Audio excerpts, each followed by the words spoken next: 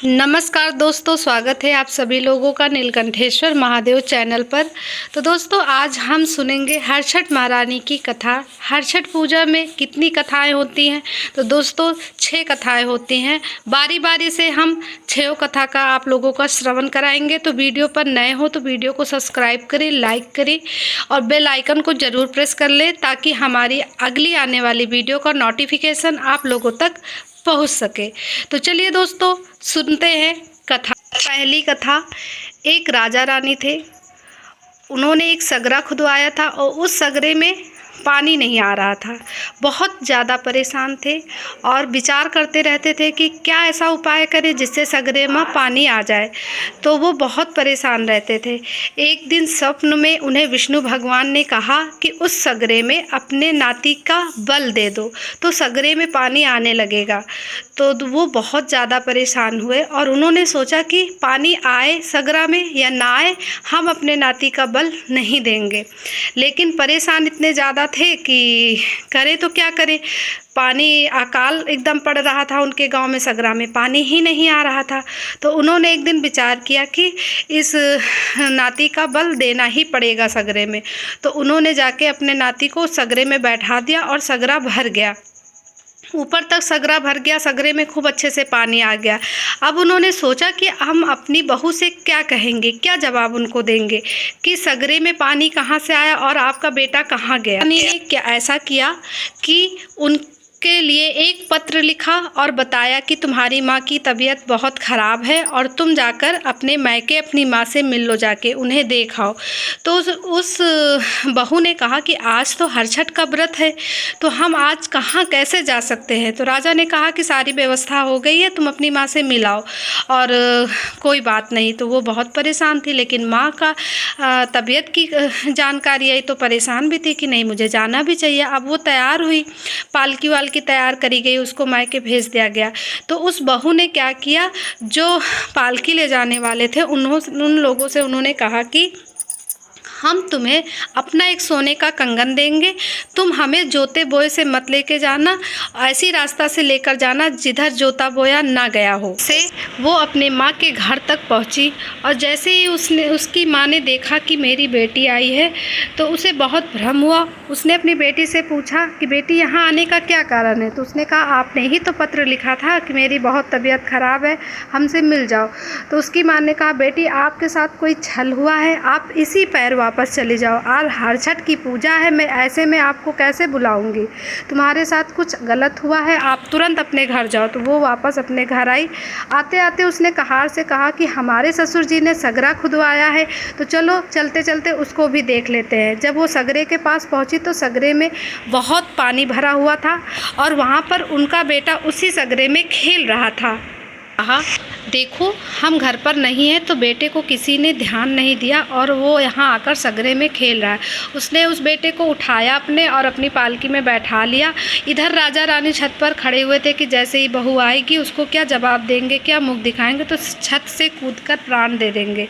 तो जब उन्होंने देखा कि पालकी से वो बेटा भी उतरा, उसकी बहू भी उतरी, तो दोनों लोग उसके चरणों में गिर गए और बोले बेटा हरछठ माता ने तुम्हारे बेटे को वापस किया है। जिस प्रकार हरछठ माता ने एक माँ को उसके बेटे से मिलाया, उसी प्रकार हर माता इसीलिए हरछठ का व्रत रहती हैं अपनी बेटों की दीर्घ आयु के लिए। तो दोस्तों आप शुरू करते हैं कहानी। दूसरी कहानी इस प्रकार है दोस्तों कि एक बूढ़ा माता थी, उनकी 7 बहुएं थी। बूढ़ा माता गाय और भैंस सबको रखती थी, उनकी सेवा करती थी। एक दिन उन्हें तीरथ जाना था तो उन्होंने बहुत परेशान थी कि अब तीरथ कैसे जाएं, इनके गायों की सेवा कौन करेगा। तो उन्होंने अपनी बहुओं से कहा कि क्या हम तीरथ करने जा सकते हैं, तो आप लोग गायों की सेवा कर लेंगी। तो उन्होंने कहा हाँ ठीक है, हम ज़रूर करेंगे, आप जाओ। तो 6 लोग जो उनकी बहुएं थी वो लोग बहुत परेशान करती थी। वो ना गाय को चारा दे, ना भैंस को चारा दे, कुछ नहीं करती थी। और जो 7वीं थी उसकी घर में चलती नहीं थी। तो उन लोग क्या करिए, जब उनको जाए तो बहुत सारा गोबर हो जाए और गंदगी, गाय भैंस तो गंदगी करती ही है। तो सब लोगों ने क्या किया कि उनको छोड़ दिया, खोल कर भगा दिया और कहा कि ये सब हगनी और पकनी सब यहाँ इकट्ठा है, इनका सब छोड़ दो। और वो सब छोड़ दिया उनको। घर से वो चली गई। फिर वो रास्ते में बूढ़ा माता उस दिन वापस आ रही थी तीरथ करके, तो वो सारी गाय भैंस उनको मिली और घेर ली इकट्ठे बूढ़ा माता को और रोने लगी। तो उन्होंने पूछा क्या हुआ, तो बताया सब गाय और भैंसों ने अपनी बूढ़ा से सब कुछ बताया कि ऐसे ऐसे आपकी बहुओं ने किया। तो उन्होंने कहा चलो जब तक हम जीवित हैं तब तक तुम लोग घर में रहो चल के। तो ये थी दूसरी। अब हम सुनेंगे तीसरी कहानी। तीसरी कहानी इस प्रकार थी। राजा रानी थे, 2 रानियाँ थी राजा के।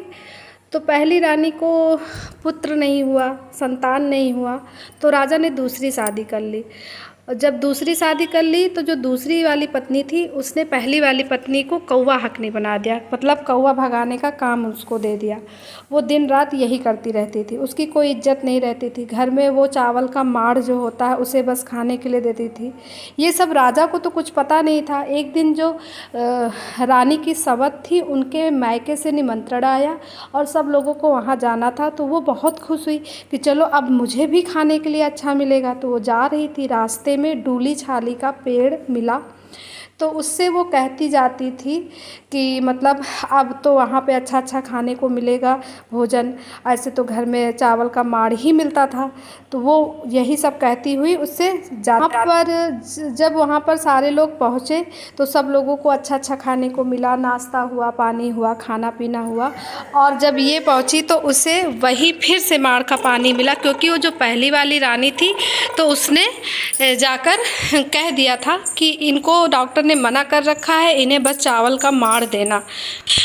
कौवा हकनी को क्या वो खा ली चावल का माड़, क्योंकि वो तो रोज़ ही खाती थी, लेकिन वो यही कह रही थी डाली छूली कहियों पाता, ऐसे करके कुछ वो कहती रहती थी। तो राजा ने पूछा कि ये क्या कह रही थी। तो जो रानी दूसरी वाली थी उन्होंने कहा कि अरे इसका तो यही काम है, पागल है, कुछ भी बोला करती है। तो राजा ने कहा कि नहीं कुछ तो कह रही है। राजा कोई बात नहीं वहाँ नहीं बोले, घर आए और उसके बाद उन्होंने उस कौवा हकनी से पूछा कि तुम ये क्या कह रही थी। उसने सब बता दिया कि इस प्रकार हम ये कह रहे थे कि घर में तो खाने को अच्छा नहीं मिलता है, लेकिन अब शायद निमंत्रण में गए तो वहाँ पर खाने के लिए अच्छा मिले।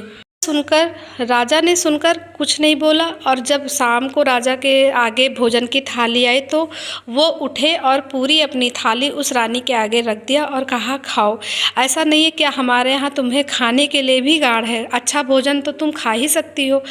तो दोस्तों अगर ये वीडियो आप लोगों को अच्छा लगा हो तो ज़्यादा से ज़्यादा लोगों को शेयर करें और चैनल को सब्सक्राइब करें, लाइक करें। और मिलते हैं और एक नए वीडियो के साथ। 3 और कहानी सुनने के लिए चैनल को सब्सक्राइब कर लें, ताकि जैसे ही हम तीनों कहानियाँ डालें आप लोगों तक उसका नोटिफिकेशन अवश्य पहुँचे। तो श्री शिवाय नमस्तुभ्यम दोस्तों, जय श्री कृष्णा, राधे राधे।